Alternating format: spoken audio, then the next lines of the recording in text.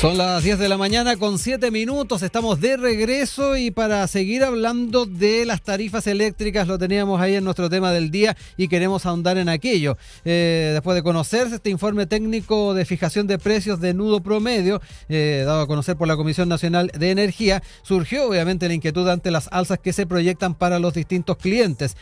Según las simulaciones de la CNE, las cuentas de luz de la mayoría de los clientes residenciales sería de 8,21%. Quienes consumen entre 350 y 500 kWh verán un aumento de 11,55% y el tramo por sobre estos 500 kWh de consumo, en que se encuentran, por ejemplo, pequeños comercios, centros de salud, municipalidades o colegios, tendrían un incremento del 88%. Es parte de lo que queremos empezar a conversar a esta hora junto al académico del Departamento de Ingeniería Eléctrica de nuestra universidad, el profesor Humberto Verdejo, que ha tenido ahí la gentileza de acompañarnos hoy día en el estudio. ¿Cómo está, profesor? Muy buen día y gracias por estar acá. Buen día, gracias a ustedes. Bueno, vamos entrando en materia. Obviamente esto está generando bastante inquietud en los usuarios y en ese sentido es bien importante saber cuánto va a afectar esto a los usuarios residenciales y también qué va a pasar con el sector productivo. Estaba ahí revisando algunos datos, se está estimando que quien paga, por ejemplo, 23.970 pesos hoy podría llegar a 25.937. ¿Qué decir con los clientes más grandes de los que estábamos hablando del orden del 88% de alza? ¿Qué escenario es el que se está configurando finalmente, profesor? A ver, nosotros, un poquito de contexto. La tarifa tiene tres componentes: el precio de energía, que es lo que recibe la empresa de generación por abastecer el suministro eléctrico, digamos, el pago a la empresa de transmisión, que son las dueñas de estas carreteras eléctricas, y lo que se lleva la empresa de distribución por el pago de uso y los postes. La energía pesa un 70% y se actualiza cada 6 meses. Lo que salió el martes en la tarde fue el informe definitivo de las tarifas que dicen haber estado vigentes desde enero del 2023. Exacto. Tenemos un retraso ya de un año. El congelamiento de las... Es el primer elemento. Lo segundo es que estas tarifas no se van a transformar a reales en la medida que el ministro no ingrese un decreto a toma de razón a la Contraloría General de la República. Exacto. Entonces nos falta esa etapa. Ahora, ¿por qué las alzas son tan grandes?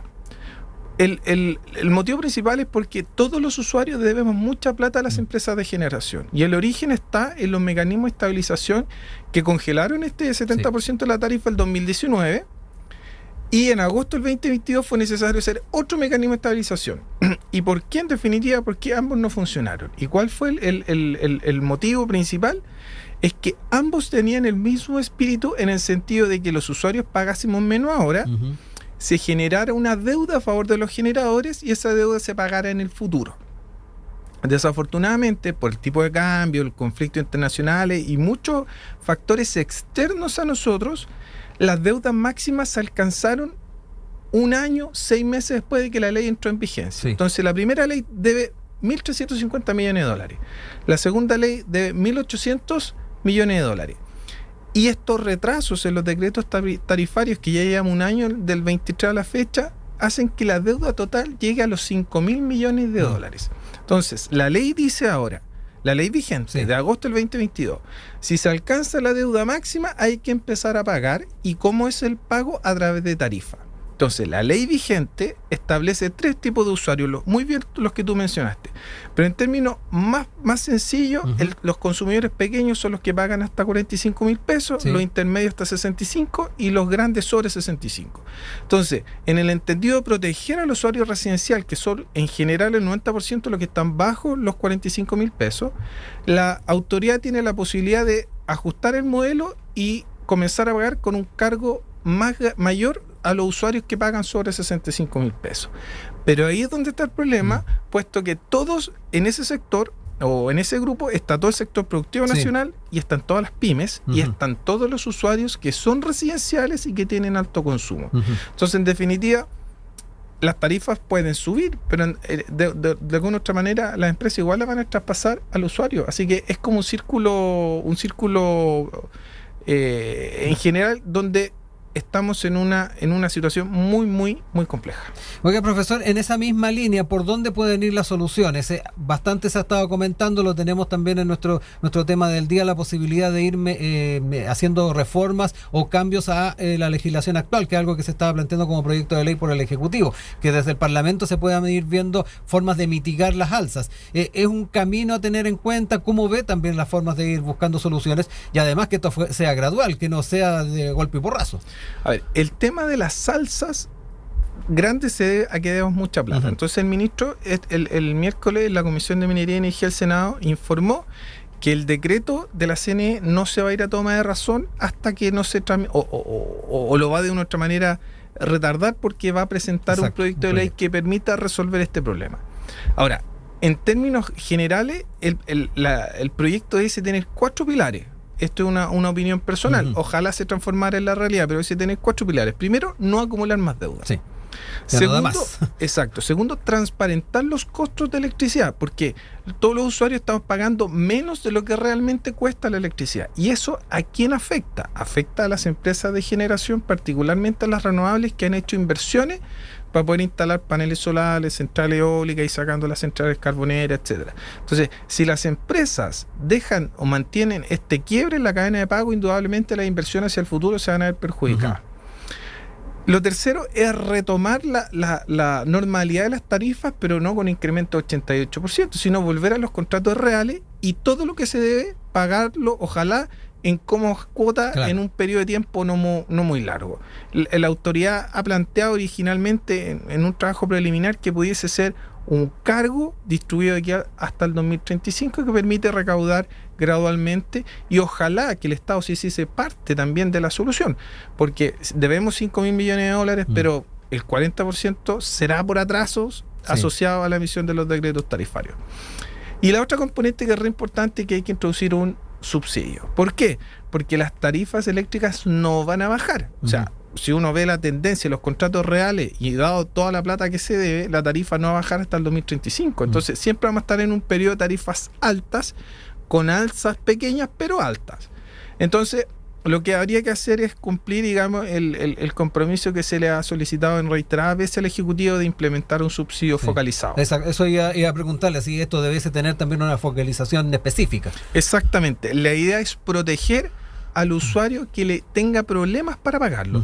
E indudablemente, por ejemplo, se pudiese replicar lo que se hace con el agua potable, ¿verdad? O un MEPCO también planteaban algunos algo similar con el tema de los combustibles. El MEPCO no es focalizado, porque fíjate tú que con el MEPCO se subsidia el precio, y acá nosotros queremos focalizar el beneficio. Entonces, el MEPCO beneficiaría el precio para todos. Entonces, lo más adecuado es buscar una figura en términos del subsidio del agua potable, que identifiquemos los usuarios en base al registro social de hogares, quizás definiendo una canasta básica eléctrica, algo de ese estilo, que permita proteger a los usuarios vulnerables de aquí hacia adelante, en el entendido que las tarifas se tienen que subir, que no van a bajar y que hay que devolver una cantidad de plata estratosférica que se le debe a las empresas de generación. Exacto. Ahí, hablando también de las empresas, profesor, es importante saber en qué escenario están ellos. Ya nos decía el nivel de deuda, más del orden de los 5.000 millones de dólares, ¿sabe? Lo que tiene que ver con esta deuda. Y por otro lado, también uno dice hasta dónde pueden resistir también con ese marco de deuda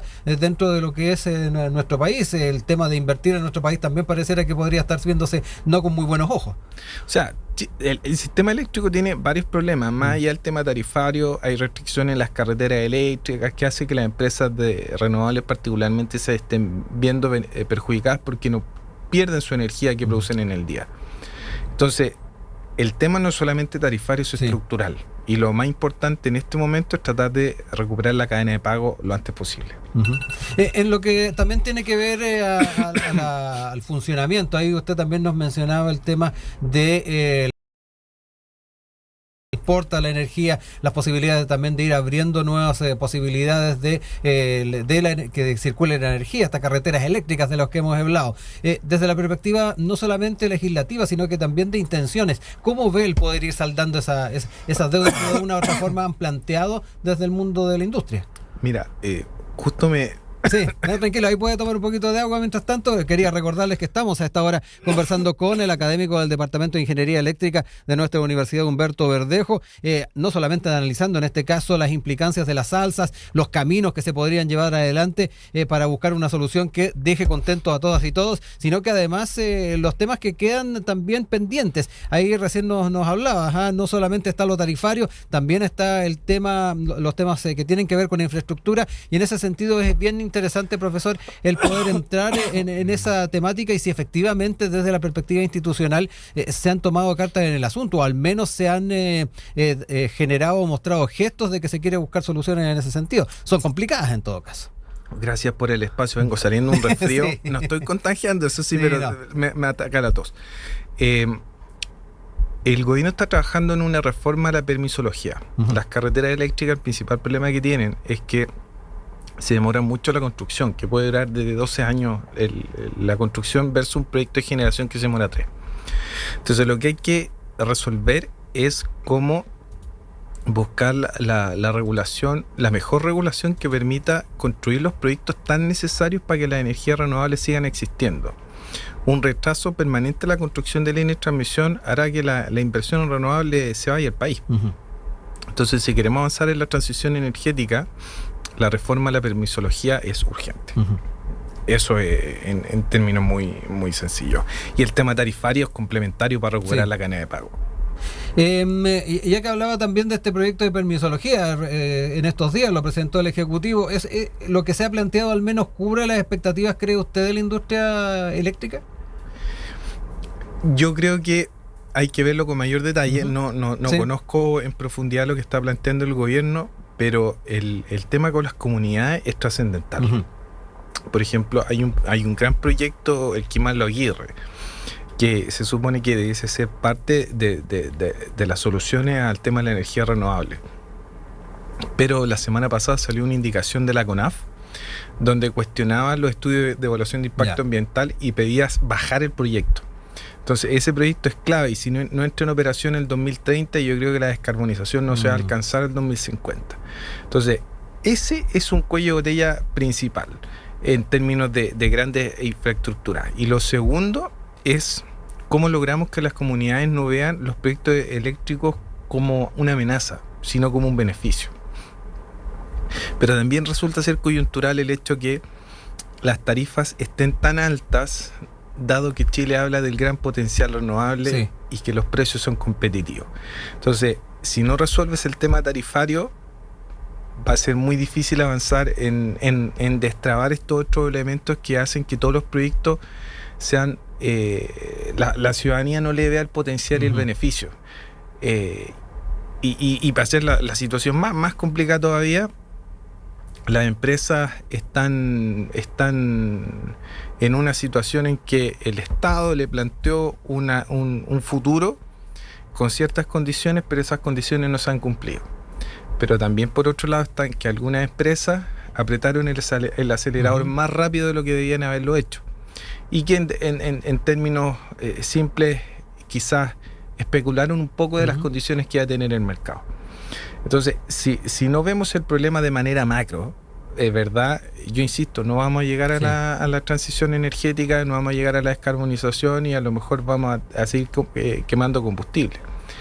Y a eso se suma el cambio climático, porque las energías renovables desafortunadamente actualmente no compiten uno a uno con una central carbonera, por ejemplo, o con una central térmica, porque las térmicas dan disponibilidad de suministro 24/7 y las renovables lo hacen solamente en las horas del día.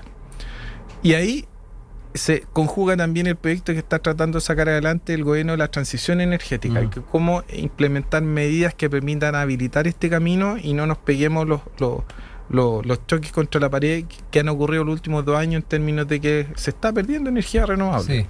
Chile tiene un gran potencial solar, pero lo que nos faltan son carreteras. ¿Y almacenamiento? Es que para allá voy. El tema de almacenamiento es la solución, pero tampoco están dadas, en realidad, hasta hace poquito no estaban dadas las condiciones para asegurar o dar las señales de precio para que los inversionistas inviertan en el país.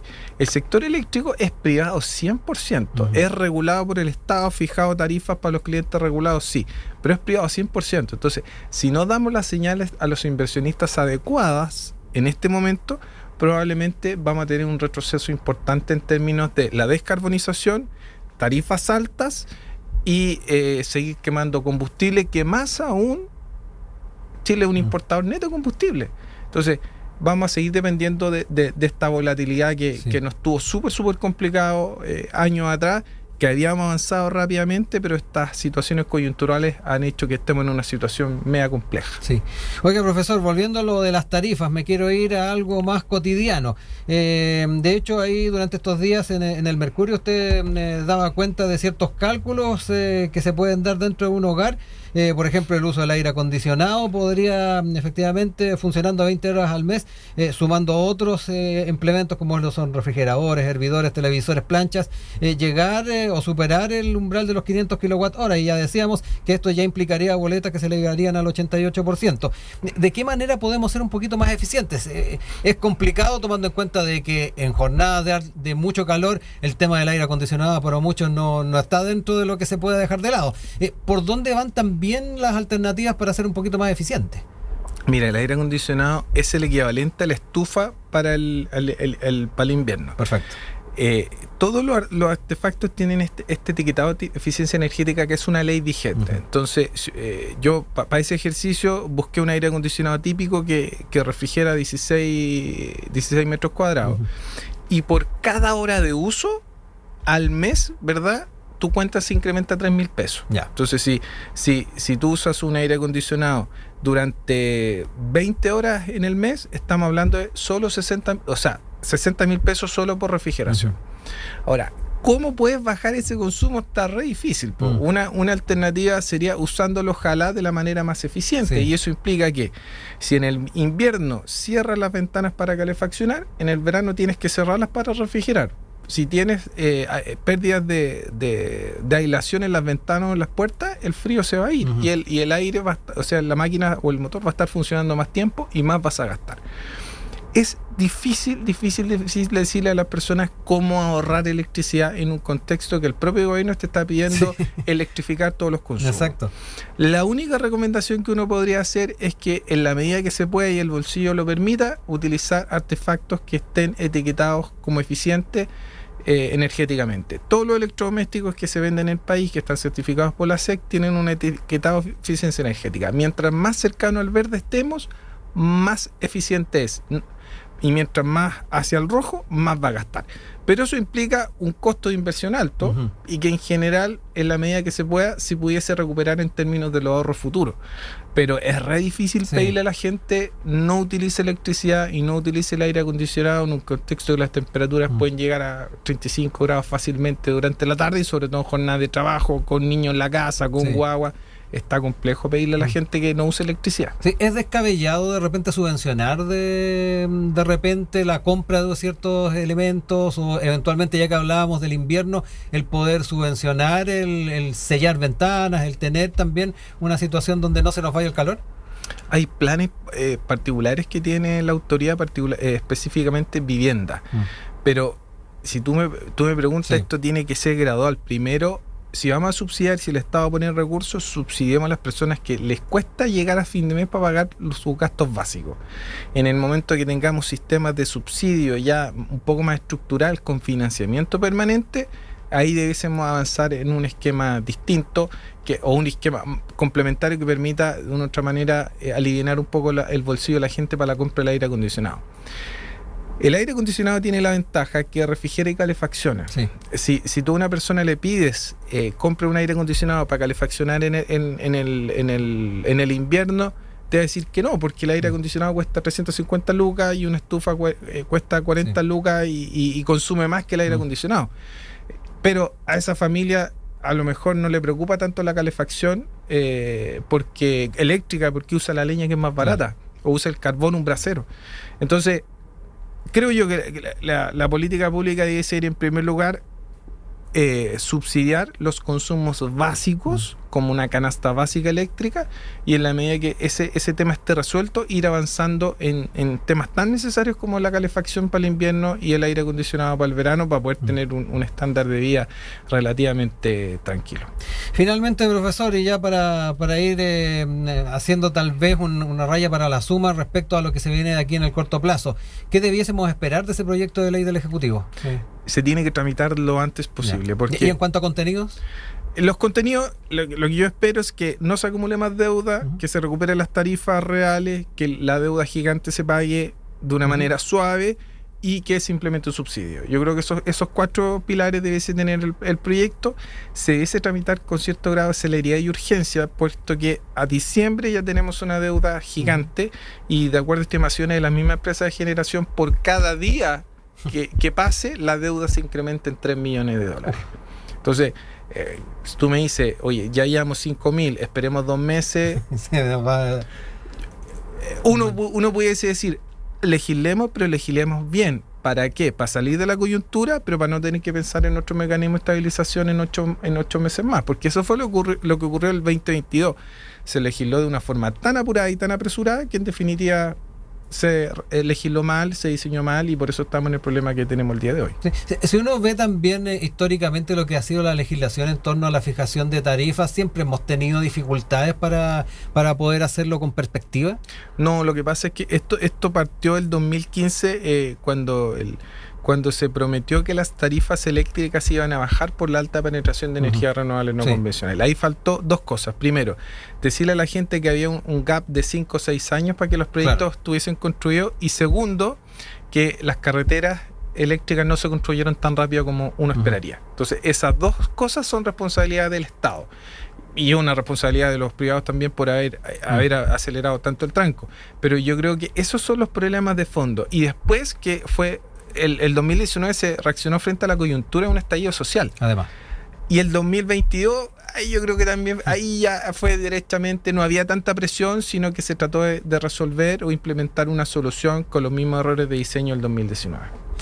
Bueno, no nos queda más que agradecer al profesor Humberto Verdejo, académico del Departamento de Ingeniería Eléctrica de nuestra universidad, que nos acompañó para ilustrarnos un poco más las implicancias que tiene este informe entregado por la CNE y particularmente también contarnos cómo vienen los caminos para ir buscando soluciones y también, dentro de lo posible, cómo también los propios usuarios pueden tratar de eficientar el uso de la tecnología y particularmente lo que tiene que ver con la electricidad. Muchas gracias, profesor. Muchas gracias. Que se mejore ahí de Muchas la tos. gracias. Que tengan un buen fin de semana. Igual.